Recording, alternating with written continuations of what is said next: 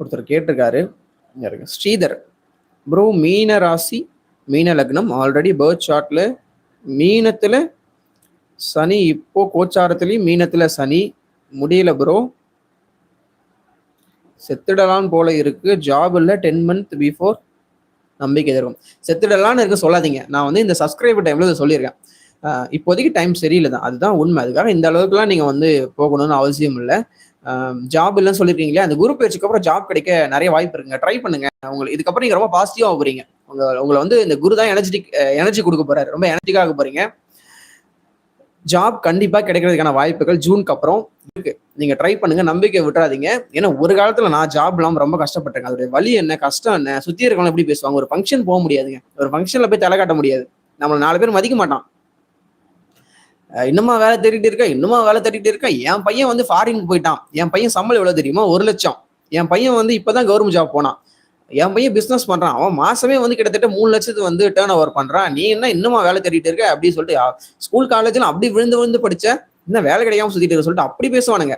ஆனா நம்மளை கூப்பிட்டு போயிட்டு ஒரு கம்பெனில வந்து ஒரு ரெக்கமெண்டேஷன் பண்றதோ எதுவுமே ஒன்று பண்ண மாட்டானுங்க. கடைசி வரைக்கும் நம்ம கஷ்டப்பட்டே இருக்கணும். அவங்க ஜாலியா இருப்பாங்க, நம்ம கஷ்டப்படுறத பார்த்து அவங்க ரசிச்சுட்டே இருப்பாங்க.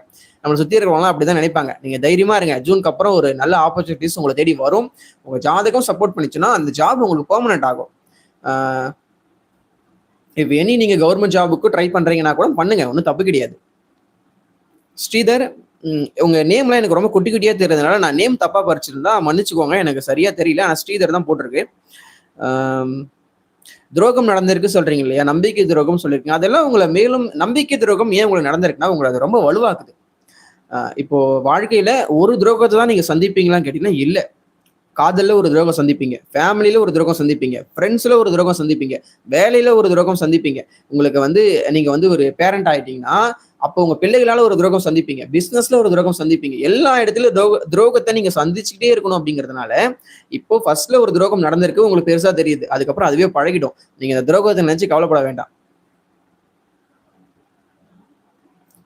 துரோகம் எல்லாமே உங்களை வலிமைப்படுத்தும். மக்கள் யாரு, மனிதர்கள் யாரு, உங்களை சுத்தி இருக்கிறவங்க யாரு அப்படின்ட்டு சொல்லி உங்களுக்கு வந்து கண்ணாடி மாதிரி அப்பட்டமா தெரியப்படுத்துது. நல்ல விஷயம் தான். துரோகத்தை நினைச்சு நீங்க ஃபீல் பண்ணாதீங்க. அவங்க தானே துரோகம் பண்ணாங்க, நீங்க நம்பிக்கையா நீங்க உண்மையா நேர்மையா தானே அவங்களுக்கு இருந்தீங்க, நீங்க ஏன் ஃபீல் பண்றீங்க? துரோகம் பண்ணவங்களும் ஜாலியா இருக்கிறாங்க, துரோகத்தை அனுபவிச்சு நம்ம ஏன் கஷ்டப்படணும்?